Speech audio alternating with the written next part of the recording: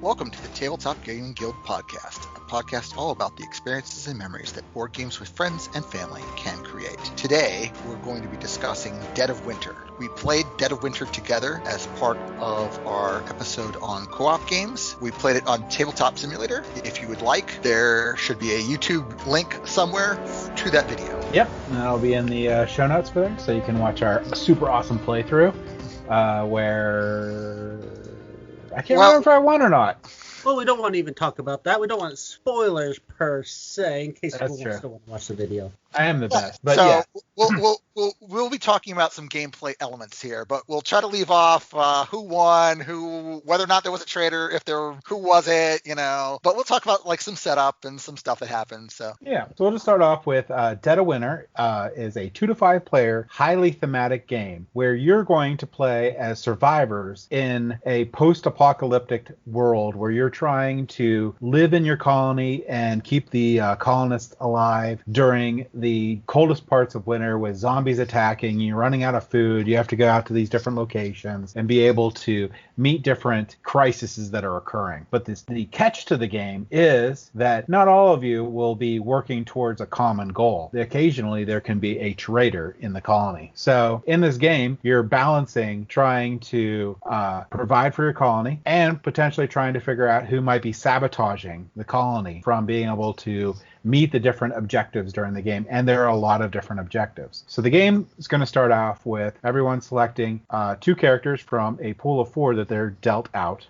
After that, the player who has the highest valued character as their leader will go first. And what you'll do is you're going to take a look at the main objective that you selected as a group that you're going to have to meet to win the game. Like some of them are you have to kill 10 zombies and kill enough zombies that you can get 10 samples from the zombies, and if you do that, you win. However, in addition to the setup for that game, which is going to be your round tracker and your morale for your colony, which we'll get back to, you have to get an objective card. And that objective card is going to tell you what you have to do to win the game. If you're a good guy, it generally is the colony has to meet its objective and win, and you have to have something else. So if you're a good guy, it might be like the colony has to win, but you have to have 4 food in your hand at the end of the game. Or if you're a bad guy, you have to have 2 weapons and the colony has to lose, for example. So you're going to get these objectives, and there's a potential that everyone could be good, because what you're going to do in, let's say, a 5-player game is you're going to get 2 good objectives per player and put in 1 badge, shuffle it up, and hand them out. After you determine this, you're going to start with the first player and go in clockwise order. You're going to roll dice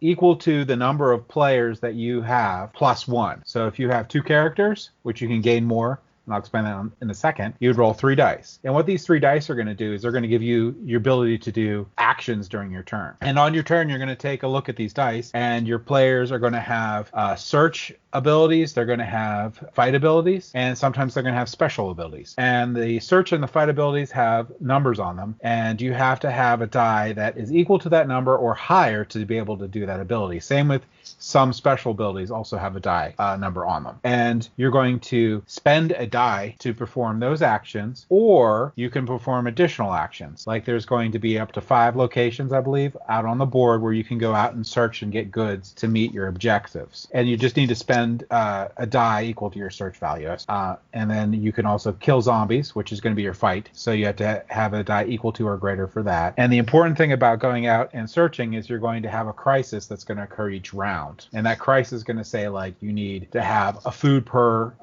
active player in the colony. So not exiled player. So if no one's been exiled yet, which we'll get into, and you have a 5-player game, you have to have 5 food at the end of the round. And you're also trying to fight with the main objective. So additional actions, you can get some actions that you can have any die result on, and those are, you can spend a die to add a barricade, which there's going to be little circles at each of the locations, and including the colony, which has a whole bunch of them in a ring, that will, once they fill up, if any survivors are at that location, one of them would die for every one that couldn't be filled. So you can build a barricade there in an empty slot to take out a zombie before it fills that slot, which is pretty nice. The other action you can do is clean up your trash, which as you're spending these cards to do different things in the game, like add food to the colony, heal people with medicine. It's going to fill up trash in the colony. And if you have over 10 cards in your trash, you're going to lose a morale. So you can spend a die to remove 3 of those cards. That's your basic abilities. Yeah, your characters themselves can also have special abilities that can do different things too.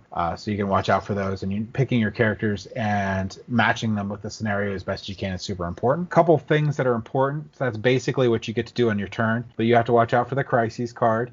When you move to different locations, if you don't use a gas card, you have to roll exposure. So when you roll exposure, if you roll a tooth, your guy automatically dies in transit. If you roll a wound, your character gets a wound. If your character has 3 wounds, it dies. If you get frostbite, you'll get a wound every time it's your turn again. So frostbite's really bad. If you roll a blank on the die, you're fine. So that's one way you can have a character immediately die or get wounded. The other way is once you're at the location or you're at the colony, if you fight a zombie with your die, you have to roll exposure. The same thing can happen. Now, if you roll a die and you get a tooth from exposure from fighting a zombie, then that character will die, but you have to make a decision. The next character with the lowest value will either have to roll a die and has to get a blank. If they don't get a blank, they die, and then it continues. Or you can just kill that person, the second person, and not let the infection continue. So if you only have 2 people at a location and one of them gets infected and dies, and the other one, it might be worth it to roll. And the reason why it's really bad to have your characters die is not only that you lose dice because you'll have now 1 less character, but also your morale will drop 1 each time a character dies. It's the same problem with the crisis. If you don't make the crisis at the end of the round, then your morale will drop again. And if your morale ever hits 0,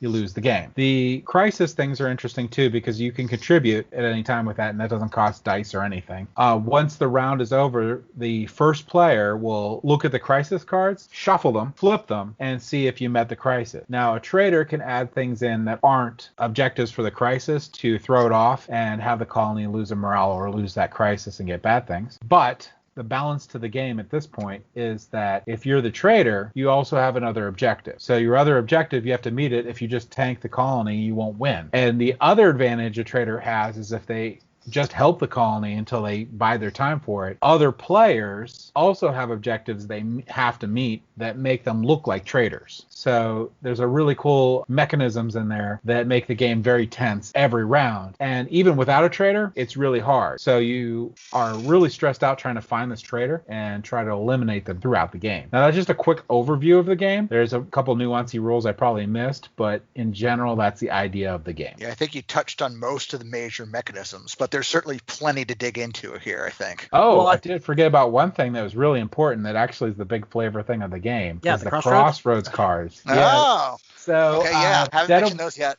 Yeah, Dead of Winter is a Crossroads series game from Flat Hat Games. And what that means is they tried to add like thematic storytelling that through card draws in the game. Now, the cool thing about Dead of Winter is that your player to your left will draw crossroad cards while you're playing. And if they read the italicized text on the crossroad cards themselves, what you're doing during the turn or what you have during the turn fills the italicized text, they fire off an event and everything stops. And those events range from a whole bunch of different things. They range for things that just happen and there's nothing you can do. There's a couple cards like that. More often than not, they're cards that you have to make a decision on. I think that's the majority of the cards. So your decisions are either going to be you have to make it as the active player or the group has to make it. And there's going to generally be 2 outcomes. There's a couple of 3, but generally 2 outcomes. And you have to pick which one you want to do. Sometimes they're bad and worse. Sometimes, depending on your situation, sometimes they're good and good.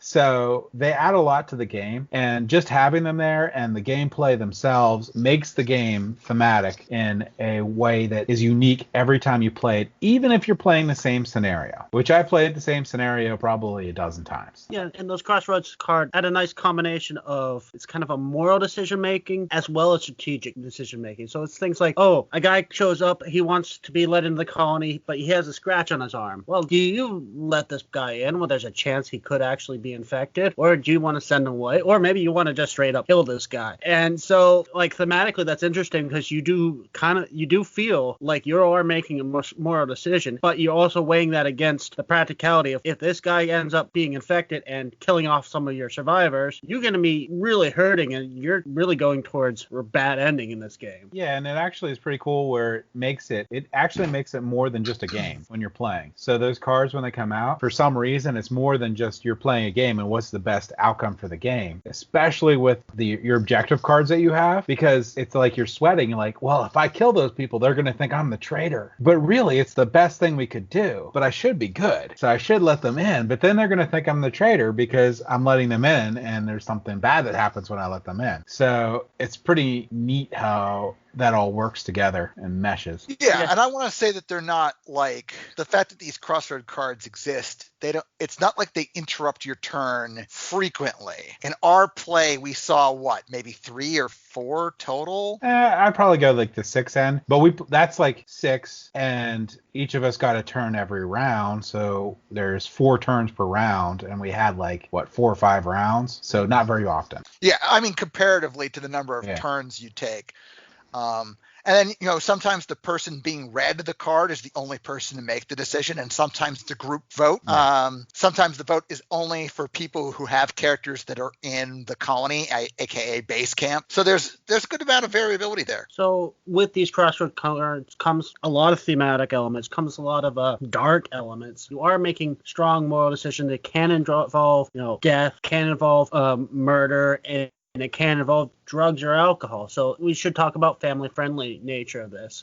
And this is the cards that weren't even marked as being gruesome, right? Because there's a subset of these Crossroad cards that are marked as extra dark content. I don't even know. And they're called explicit cards, and they have a special marking on them on the inside of the card. So not the backing, but the inside. And when you buy the game, it's a separate little pack. So if you're going to try to keep the game decent, you will just never include them. Now, I would say that the regular Crossroad cards, if you ever watch a B-rated zombie movie or something like that, it's the same flavor area. People are going to die. You have to make decisions and stuff. And, so it's not they're not. I wouldn't play it with my 12-year-old. Yeah, the Crossroad cards make this game dark. We saw one in one of our 2 plays, not the one that we filmed, where we realized that where the event was basically telling us that we discovered a child had been lost from the colony, and we had to spend time and resources looking for them or lose a morale. And that could be that's a scary situation to be in real life. But that wasn't even the darkest one. I think the darkest one was Nathan's decision about what to do when he encountered his zombified father going home. I think was the name of the card. Yeah, that was really dark. Yeah, and I'd have to say this game tends to be a very, very serious game. Tends to be very dramatic. Although you can, if you tend to use certain characters, it can go lighter. I've had a game where the dog happened to be the one that had to go home, take a shotgun, and use it on his dad, which is still dark, but just the ridiculousness of it can kind of make it a little less. Fido Senior, no. Yeah. You throw in the hobo Santa Claus, that also can add some lightness to it. Yeah, that guy's funny. The hobo Santa Claus, if he dies, you could just kill him. The colony will just kill him, and you gain a morale. And there's very hard to gain morales in Dead of Winter. Theoretically, when you're reading the rules, it seems like, if we just add extra to each of the crises, if you add over what you're supposed to do, you'll gain a morale. You barely ever have enough for these anyway. So gaining a morale is ridiculously great. We should say at this point that Tabletop Gaming Guild does not condone killing hobos or Santa Claus. Kudos to that. Yeah, sure. James mentioned earlier B-movie horror. So this game, because of the way the Crossroad cards work and because of the way the events and actually some of the artwork as well, takes itself seriously at all times. Some variations of B horror are almost tongue-in-cheek to the point of being ridiculous. At no point is this game ever ridiculous, I don't think. It's pretty serious. Yeah, I'll agree with that. I was just using it as a gauge. If you were going to watch a B-rated horror movie, you'd be fine with this. So, but yeah, it's a completely serious game. Oh, yeah. If you're thinking, am I squeamish? Right, because there are some people that will just steer away from horror, period. I mean, I would say it's roughly a PG-13. There's definitely been some PG-13 movies that are rougher than this. Yeah, and it's in text and stuff, so, I mean, it's just your mind. Yeah. Of course, depending on the players, you could go really dark. Right. But, yeah, so it all really depends on the players. And if you go and open those explicit cards, wow, I've read some of them are really bad. All right. Yeah, we won't need to go into that. In our play that we recorded, we had a scenario. The scenario that we played with was called We Need More Samples. It gave us 6 rounds and 6 morale to effectively gain 12. We needed 3 for each of the 4 players in the game. Tokens on the objective card. Each time we killed a zombie, we had to roll a d6, and on a 4 to 6, or approximately half the time, we put a token on the objective. So that's an example of a scenario, but there's like 12 of these in the box? Dual-sided main objective cards, 10 of them. Oh, yeah, 10. So there's 20 scenarios if they're dual-sided. Well, yes and no. There's 10 different scenarios, and each scenario has effectively 2 different difficulty levels, I guess. Right, yeah. You have the normal and the super difficult. So, yeah, 10. Mm-hmm. I think the other game then, which is an expansion to it, which is also a standalone game, had more than. I think I was... The Longest Night. Yeah, Dead of Winter, The Longest Night, I think had more. And I believe it was because that one... So now you could get Dead of Winter. We played Dead of Winter, a Crossroads game. There's also Dead of Winter, Longest Night, which is not really an expansion. It's basically the base game printed again with extra content. Now all the scenarios are different, so you can have both games. Like I have both of them, and you'll have double the content. You actually have a little bit more because Longest Night also adds a Raxon Corporation, which is like the umbrella corporation where they're the ones responsible for everything. And you can get trapped, and they do experiments on you and stuff, and then the colony has to make a decision because you're not allowed to say what happened to you, of whether they bring you back as a player. So it's like adding on to the traitor mechanism. Like you may not have been a traitor, but you got captured, and now you might be. And then they also have like a variant in that one. Definitely, The Longest Night is a lot harder than Dead of Winter, a Crossroad game. Yeah, that's probably a theme with co-op games. Whenever they add new content, they try to make it harder because mostly, people learn the game and get better at it, so they need better difficulty. Well, I would say this is the Crossroads game, not terribly hard to survive and win, but it seems fairly rare that everyone wins because the personal objectives can be fairly hard, and depending on play styles, I tend to almost never make my personal objectives because, I'm often playing with I mostly played with your daughter, so I kind of helping them out more than taking care of myself. Yeah. There's definitely some that are a lot harder than others, and definitely if you flip it to the other side, like I've done a couple of the difficult ones, and wow. All right, so as long as we're on the topic of objective cards, let's go there next. Right? So as part of game setup, every player gets a personal objective card. You, as a player, only win if you fill your objective card. And like James said in the intro, if you're an ally of the colony, one of the things on your objective card will be that the colony has to survive or to beat the scenario objective before you die, because there are a couple ways to do that too. Though mostly it involves people dying and losing morale. And some of the ally cards can make it appear as if you're not 100% trustworthy. So a lot of this ally cards require that you have certain cards in hand when the game is over. And that means that you're holding on to cards in your hand and you're not using them to do things to help everyone else, like deal with the event draws or feed the people at the colony, which has to be done every round, or trade someone medicine who's just taken frostbite, which is a pretty serious thing to have to deal with. Yeah, and it's always fun when when people are getting frostbite all the time, and you're not the one that has to hoard medicine, and you're like, here, have medicine, here, I'm a good guy. Have medicine. Yeah, and that kind of ties into, we already talked a little bit about betrayers, where that kind of conceals the betrayer, but there's also the fact, and we did talk about this a little bit too, but the betrayer has generally a very difficult objective as well. They usually have to collect a certain number of cards as well, beyond just making sure everybody, fails the mission or dies or whatever. And that takes time. So the betrayer is often helping the colony early in the game to make sure they're around long enough for him to actually, complete his secondary objective. Right. I think to a certain extent, the traitor has to not act like a traitor during the early game. Matter of fact, I don't know if it's true for all of them, but I was looking at several trader cards, and it looked like they asked the trader to have cards in hand at the end of the game that also were not starter cards. So they can't use starter cards to fulfill their trader objective, which requires them to go out and search that much more, and also means that they're devoting those starter cards to whatever problems arise. Right. One thing we didn't talk about is exiling players. Right. And now that we've talked about the trader, I think we can, right? Yeah. So on your turn, one of the actions you can do, which doesn't require a die, is you can call a vote. And you can call a vote where the majority has to agree to exile a player. So if you think you have a traitor in your midst, you can say, Nathan's the traitor. I believe he's the traitor. I want to call a vote. And then everyone's going to vote. If the majority decides to exile that player loses their objective. If that player was the traitor, everything's fine. If the player wasn't the traitor, the colony loses a morale. And either way, the exiled player gets a special exiled player objective card, which kind of replaces their original objective card. But since your objective is changing in the middle of the game, it makes it considerably more difficult to pull it off before the end. Right.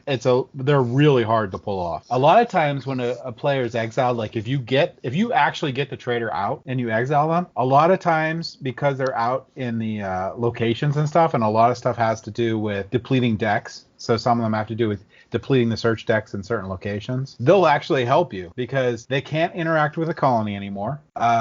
They can't contribute to crises. They can't do any of that. They can't attack you, which is an action that you can take. You can actually try to damage another player. So they can do that, but chances are they're not going to want to do that because it's really rough when you're an exile player because you have no home base. And when you're traveling between these different locations, you have to roll exposure every time. And one thing we didn't mention is if you run out of characters, you're not out of the game, but you lose your cards. And as the exile player and as a normal player, most of the objectives have to do with cards in your hand. And I've had a lot of games where I had one character left and I wasn't going anywhere without using gas or something else because I was not losing the cards in my hand. And it's the same with an exiled player. So they're probably not going to necessarily attack you unless they have to, and they're probably going to be very conservative of what they do. They're going to probably stay in the same place and cycle through that deck to get the stuff they need to do things, and they're probably going to help you out by killing the zombies at those locations. That could be really useful if you have the one scenario where you just have to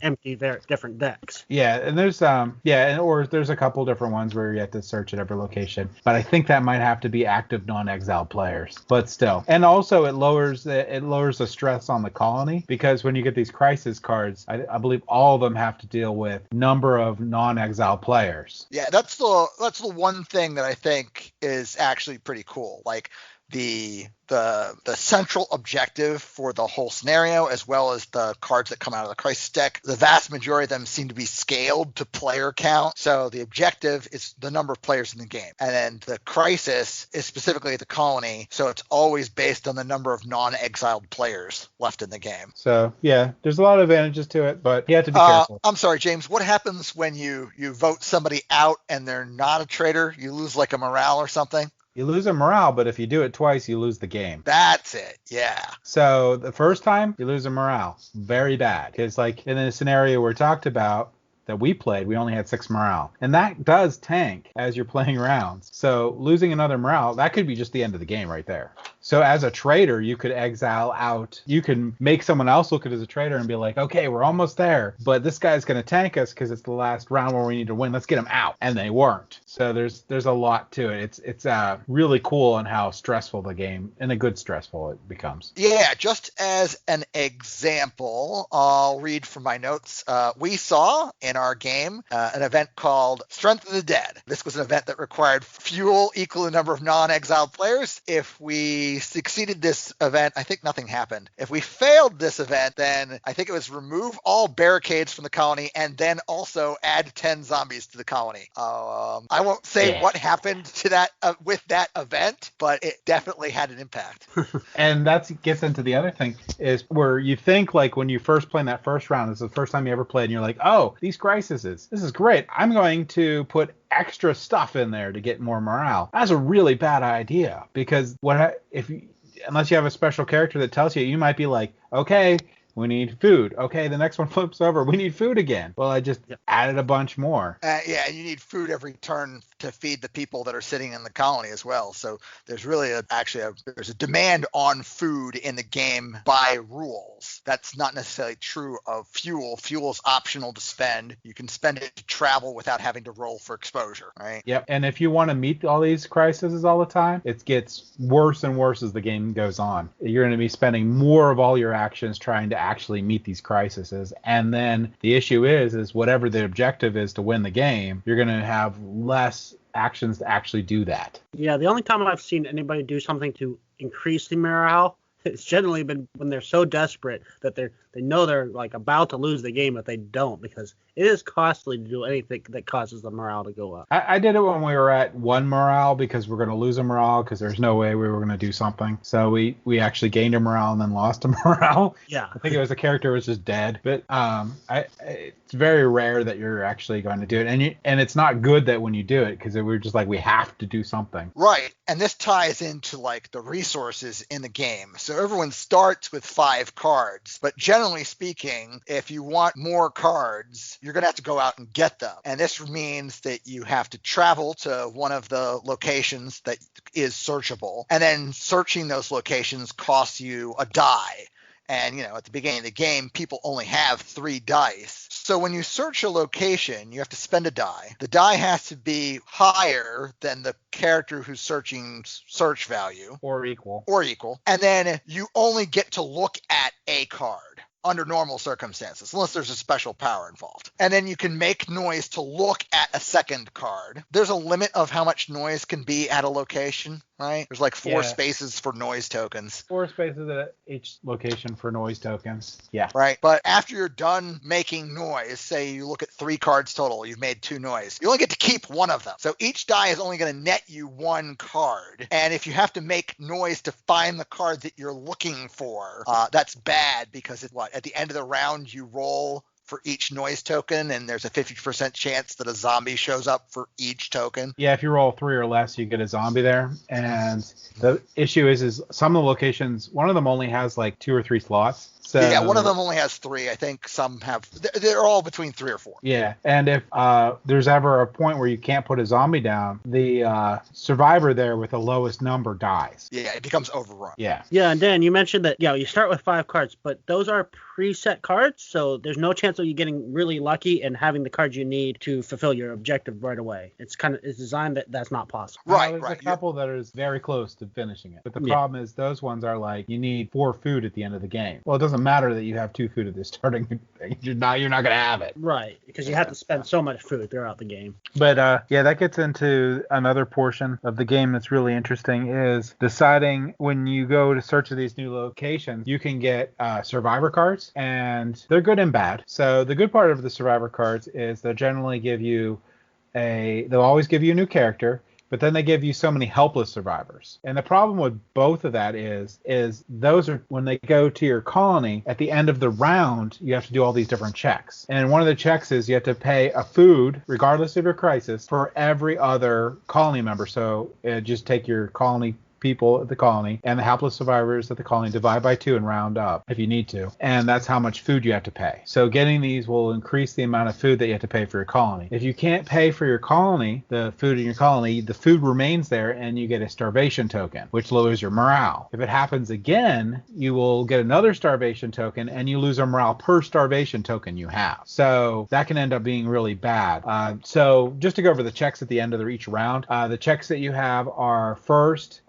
how many survivors you have to feed them. Second, you're going to check your trash. Third, you're going to check your crisis. And then fourth, I believe you're going to check your objective. Right. I did miss right before you check your objective, you have to add zombies to the colony. You add 1 zombie for every 2 survivors / helpless survivor at the colony, and you're going to add 1 zombie per person at each of the locations that are out there, and then you can roll for the noise too, so that also happens there. So there's a lot of ways to lose at the end of the round. You have to pass all the stuff before you can check to see if you won. So you don't just win in the middle of a round when you meet the objective. You have to actually survive out that entire round, which makes it harder. Yeah. Certainly. Yeah, let's talk about how easy it is to introduce new players to this game. And that's another area that I think the personal objectives really play in, because really you have two really win conditions. You have actually just surviving, which in itself is, pretty cool, pretty good. And a lot of people, it's like, oh, if they don't make their personal conditions, oh, no big deal. Some people really care about, winning themselves. But that's nothing. So with the new players, you can, if you're an experienced player, you can kind of help them a little bit more, forgo your personal goal a little bit to help them reach their goal. So I think it's pretty good for new players, except for if the one person who knows the game happens to be the betrayer. Right. I think if you were the experienced player at a table of newbies, maybe take the betrayer card out, because after all, the game can be played without one. So maybe you should do that for that one learning game. Or stack the deck so you make sure you don't get it. I'd say I've never had a problem teaching Dead of Winter. Pretty straightforward, which I really like. And when you get down to it, the rules are pretty simple. And your player mat has a nice cheat sheet on it, which is nice. So your actual player mat is your player guide too. And if you do remove the trader on there, I suggest you play one of the short scenarios. Yeah. And go through it. Yes, that's true, because each of the scenario cards sort of have a recommended game length sort of at the bottom. So you can pick a short scenario if you wanted to, or a longer one if you wanted to. Take out the possibility of traders so that there isn't that added complexity, or a trader in a game. Like, how awkward is it to deal a new player the random one trader card that's in the game? It's actually pretty neat when a new player is the trader, because they are really bad at it. The cool thing is, if, let's say you didn't remove the trader and you're just like, I explained the game, we're just going to do it. If an experienced player ends up being the trader, a lot of times it adds to make a completely tense thematic game, because most of the time when you're the trader, you actually only tank the colony at the last minute because it's hard to get your objective done beforehand. But when you get a new player doing it, they're like, I'm the trader, I'm just going to ruin everything. And oh, he's exiled. It's actually nice if a trader tries to actively sabotage the colony on the first round, because you're like, oh, we lost a morale, but we got rid of you. And then the game's a lot easier. So I'm not too, I don't care. I could do it either way for an intro game, but I'm not too big on not having the trader there. So if they wanted it there, I'd be fine with it, because if I got it, I know that they would have a fun game, because the only time I would actually stab them is at the end when I made sure I met my objective and couldn't lose my objective. Because as the trader, not only do you have to tank it at the right time, but you have to tank it where they can't respond, because I don't want to start losing morale and then have Dan take his turn and exile me, even though I got the cards I need. Yeah. Right, because then the cards you need change and totally ruins it. Right? I need to hit that last morale and get rid of it and end the game right then, not give you a chance. Yeah, and this kind of gets into the psychology of it too. There's certain players I am nervous to play this with, because I know some people who like to play as a trader even when they're not one, which can really throw this game. Yeah, that's not good at all. Yeah, we need to address the psychology of this game now that we've covered the traders and the objectives and the scenarios and all this other stuff, because, you guys have mentioned before that you've observed in this game, there are some players that are willing to sacrifice their own personal objectives for the greater good, so the colony can make it, which inevitably makes somebody else win the game. And this is unlike any other semi-co-op that I am even remotely familiar with. So in this game, each player has their own objective. And it is possible, though seemingly unlikely, for the game to end, the colony to survive, and nobody to have achieved victory. Yeah, it's actually a really cool phenomenon in this game. I've played a lot of cooperative games that are semi-cooperative, and I also have never seen this. I've seen repeatedly where if a player is not the betrayer, they will for some reason forgo winning just to make sure the colony makes it. They have this mentality that it's us versus the world. So by me sacrificing myself and my win, we win as a group. They didn't really win, but it's neat because it's not in the game. The game is literally you need to do this to win, period. But for some reason, this happens, and it happens a lot. I don't get it. It gets into the mindset of, I'm the good guy, so I'm going to be the good guy. Whereas in some other semi-co-ops, it's not uncommon for you to see somebody tank the game because they're not going to win. Yeah, Right. yeah. Absolutely. Or that's my experience with other semi-co-ops. Like, we're playing this game together. I have an opportunity to tank the game, and I reach a game state where it's obvious that I cannot win. Yeah. So I hit the tank the game button, and everyone loses. yeah, and I've never seen that in this game. Even though that player knows they can't win because they can't get their 5 weapons or something ridiculous that they're supposed to have, they just help the colony. Yeah, it's an interesting twist on king-making. It's like king-making where nobody necessarily feels bad. Even though you've technically lost, you feel good because everybody else is happy. Yeah, it's a common hatred of zombies. Yeah. I don't Zombies know. are the enemy, yes. Yeah, I don't know. It's really cool. It's really unique. I've played a ton of games of Dead of Winter, and it's happened a lot. Are you prejudiced against zombies? You're just assuming they're all bad? Yeah. Just because they want to eat you. Yeah, no, I'm good.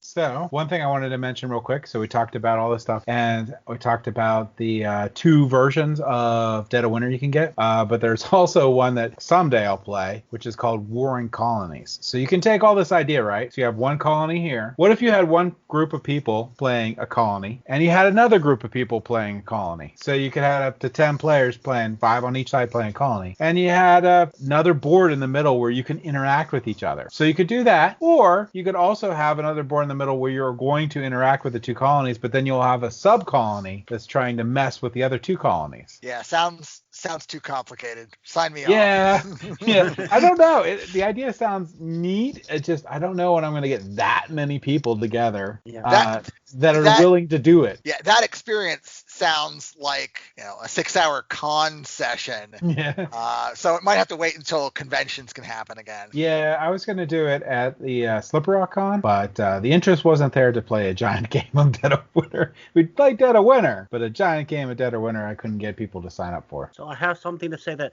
will totally shock you guys. I have Warring Colonies. It's still in shrink. I have Longest Night. It's still in shrink. Longest Night you need to open up if you ever play it, because if you're going to get a group together to play Dead of Winter, just bring out Longest Night. I have the base game too. The only reason it's open is because I wanted to have the rules available when we did our playthrough. Oh, okay. Oh, wow. Yeah, Warring Colonies, it's one of those games that I want to pick up, but I don't want to pick up, sort of thing. Like, if I found it at a bargain sale, I'd pick it up. So, skimming through my notes on Dead of Winter, I think there were only 2 things that we didn't cover at all. One was just this quick note about the exposure die. James, you talked about the exposure die well enough, but I just wanted to make out that the exposure die is a 12-sided die. There's 6 blanks, 3 normal wounds, 2 frostbites, and 1 tooth icon, which is your character's dead and possibly spreads infection to everybody else on the location that they just moved to.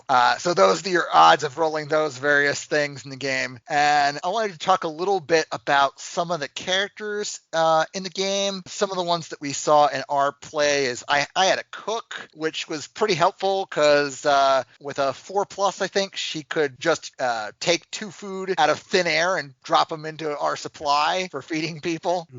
James had a construction. Just don't ask where the food came from. Yeah, don't ask where it's. We make stone soup. We make stone soup. That's what we do. James had a construction worker, which could build free barricades. Nathan had a soldier whose combat value was 2? It was really good. 1.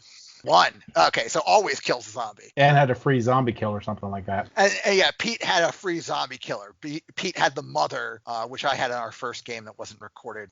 As long as you have a helpless survivor. As long as you have a helpless survivor at the colony on a 1 or better, she could spend a die to kill 2 zombies at the colony, and she didn't have to risk exposure by doing so, which was pretty darn good. Yeah, it's a game where you want low stats because you're trying to roll that number or higher to be able to use that ability. Yeah, high rolls are always good in this game, and we may have had somebody who rolled low more often than not in our play. I'll leave you to watch the video to discover that. Would it be the one that always rolls low in every game? Well, they'd have to see the other playthroughs to figure that one out. Yeah. Yes, I agree. But I like just to say that I think Dead of Winter is my favorite cooperative game. Out of all the cooperative games I've played, I think Dead of Winter is my choice cooperative game. Really? All right, Nathan, give me a counter example. Mansions of Madness? All right, it's my second favorite. Oh, wait. Oh, wait. Let me. Gloomhaven, third favorite. Yeah, it's up there. You It's took up it there. away from me. I was gonna mention Gloomhaven to make you force it down another level. Well, I do love. Now, Manchester. Okay, so I'll say that it is my favorite semi-co-op game. It's definitely my favorite semi-co-op game. I can't think of one that beats it. It is certainly a very good one of those. Yeah. Manchester Mad. It can be I know that there's a couple scenarios that can make it semi-co-op. And if you go mad, it could be semi-co-op, but in general, it's just 100% co-op. So you can mitigate the madness as best you can during the episodes. So you're not inherently like a saboteur at the beginning or whatnot. So, and you also know, except for a couple scenarios, when it's people going mad, you also know, okay, this is the person that could possibly be a betrayer. If you haven't gone mad, there's not really any chance, so you don't like suspect everybody really. But the madness things are fairly interesting. Well, we don't want to talk about Masters of Madness. That's not what we're talking about. No, but it is a solid game. Dead of Winter is definitely my favorite semi-co-op. One of your favorites. No, it's my favorite semi-co-op. Okay. So co-op's a different story. Semi-co-op, it's up there. The only one that I could think of that might beat it that I haven't played yet is Battlestar Galactica. I really want to play that one. I have yet to play that one. We'll see. I would say it's really good. You need to play it. It'll probably be just below Dead of Winter. Okay. Which is still phenomenal. I could see that. So, but I would still love playing it. So. Yeah, it's got a little bit more complexity and it's a little longer. And it's Cylons. Yeah, you gotta love the toasters. Yeah. It has a nice element of if you have enough players, you can have two betrayers, but one of the betrayer doesn't know they're a betrayer until halfway through. Yeah, that's the same with the series too. Some of them didn't know they were Cylons by a Cylon. So makes sense. It's thematic. I'll give it that. Yeah, it is a strongly thematic game, and people really people can play this game getting too into the theme and forgetting the people playing the characters aren't the actual characters, and because a person portrayed them in the series doesn't mean you betray them in this game. Yeah, this was the first time I think I sat down and actually played this game. I think I saw James play it once at a library game day before things shut down. These two plays, the second of which was filmed for our channel, were the first times I had actually played this game. And with only two plays, I can see why it is sort of a BGG darling. It reviews well. It's rated well. I can tell that it's a really good design. I like it. I would play it some more. I won't give it a rating off of only two plays, but I dig it. Yeah, it's a solid 9/10 for me for BGG scale. I've played it enough that it's probably one of my higher player count games. So that was Dead of Winter. Now, I just sort of have to bring this up. I just have to, just because it's like such an epic thing, and I wanted to know what your guys' opinion on it was.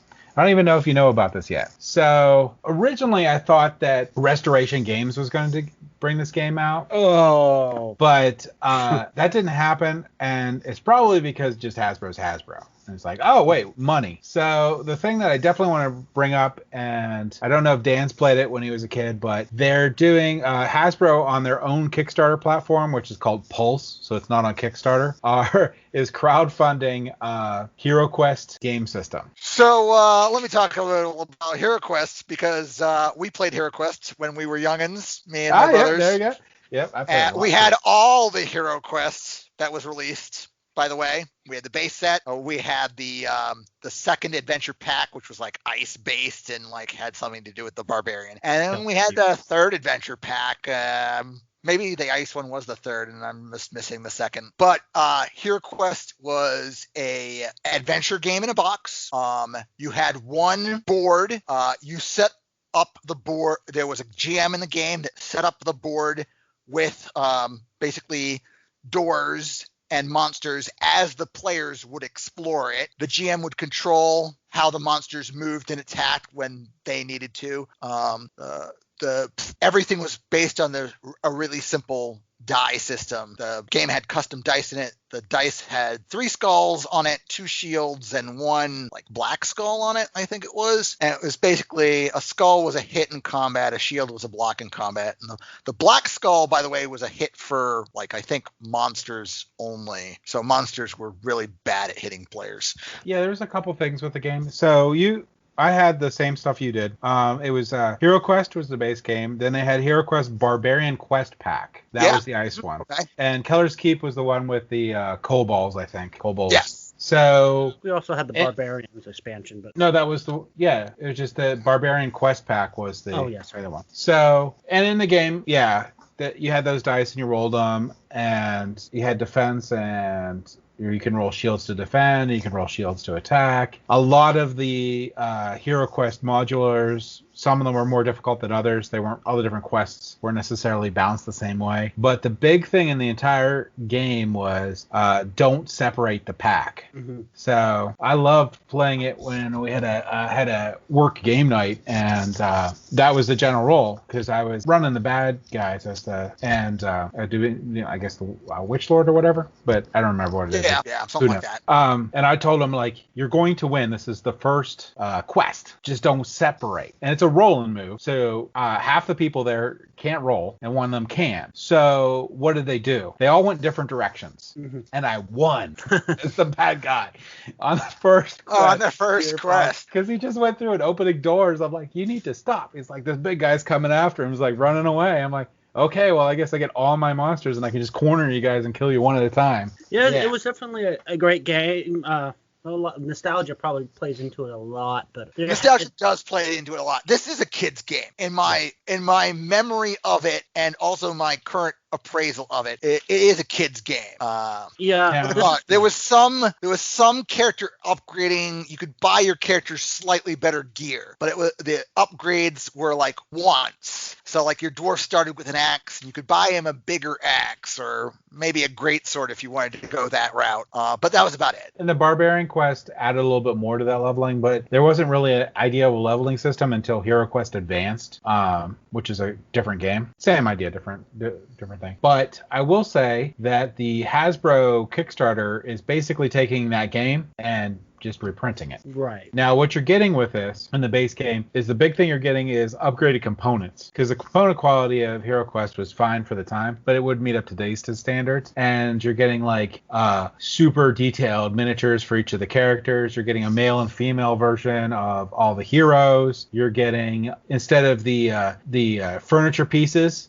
which were cardboard with plastic on them, which wasn't great, and the plastic got really brittle real quick. They're doing it with higher quality plastic, and it's all solid plastic. So the sculpts for each of the furniture pieces is really nice. And you can get it with 2 expansions, which is Keller's Keep and Return of the Witch Lord, which I think the Return of the Witch Lord was the one that was only available in Europe. And I don't know if like all of the Barbarian Quest Pack might be released with their idea of stretch goals, because they only have, at the time of this recording, they only have a couple up. They've already met their super high limit for printing this game that they could just print at any time because they have $1 bazillion. And I believe it seems like they're doing that where I don't know that there's going to be a retail release of this. I'd be surprised. So I would be surprised as well. I think they're just doing it as like a pre-order system. Mm-hmm. So, and then that's it. Like you just get it now when we're done with it. I personally think that for little kids, this is a fine game. I don't know about spending $149 plus $30 shipping to get it. I think that they could have taken a couple of the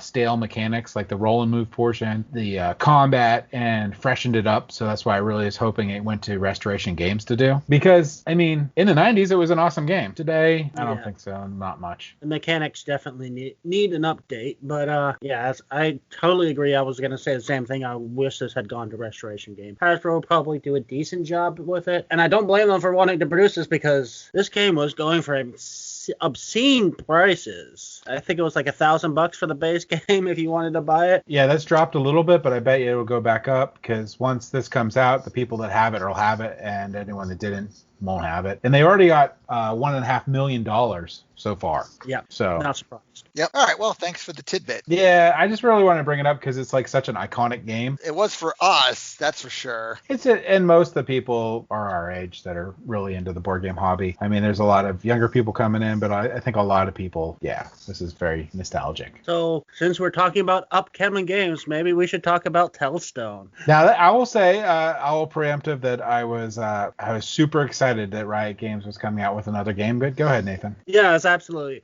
This is a game that I didn't think they could go wrong with. It's Riot Games. They did such a phenomenal job with Mechs vs. Minion, and I was really ready to buy this as soon as they announced it, and then they announced it, and I found out what it really was. So basically, Tellstones is a memory game. You have 5 little blocks. It's a 2-player game. You have 5 little, not blocks, but discs that you can place on a mat, or you can force your opponent to move them around, swap them around, and then you have to, claim that you can remember what this piece still is at this point, or and your opponent can say, I'm going to call that instead of you, and I'm going to try to remember what this is. And that's really the entire game. Well, first off, I will never win this game because I have a terrible memory. And I totally lost interest in this game, and I didn't think that could happen based on, the previous release. There's a little more to it. There's actually 7 discs to it. Oh, 7. Yeah, the idea is still the same. The other issue, too, these are 7 discs with a metal box. So with Mechs vs. Minions, you paid $79 for a game that would probably have production quality of like 200 plus. This game, for a metal box and 7 discs, you're paying $30 for. Yeah. While that might be a fair price for the production on it, it's not like the equivalent of Mechs vs. Minions, where you got a phenomenally produced game for a cheap price. Is this Tellstones King's Gambit? Yes, it is. Yeah. On BGG. Yeah, that's Okay. the other sad thing is like the lack of information on BGG. It's like their description of the game doesn't even tell you what the game is. It just tells you there's bluffing involved, which doesn't seem like an actual major element of the game. I will read the full description to you now, listeners, because I find this hilarious. Tellstones King's Gambit is a bluffing game with perfect information for 2 to 4 players. Variants of Tellstone are played throughout Runeterra, the world of the League of Legends video game, with this being the Dalmatian variant. That is its full description. Yeah, and as of and Mechs vs. Minions was like a fan-made game for the fans. This is another game that's just a fan-made game. But the difference is Mechs vs. Minions was a great game that people love, and it was really well made. This is just some silly game that's played in their game system. Yeah, this seems like they spent 5 minutes designing this and think, oh, there's money here, let's just push this out. I remember when Final Fantasy did the same thing, or Square Enix did the same thing, where they were trying to sell the games they were playing, the mini games they were selling inside of the Final Fantasy games, and it was the same problem. They were just awful. I don't think Gwent is doing too bad, but Gwent's based on a much older game. Yes. James has a version of it called Condottiere that's been on the market for many more years than Witcher. And that is a wonderful game. Condottiere. I love that game.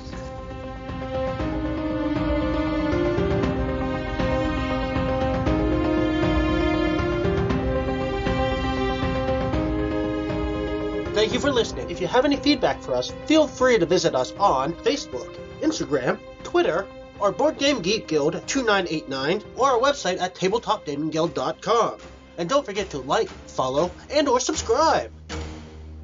Tabletop Gaming Guild is a product of Tabletop Gaming Guild, LLC. All rights reserved.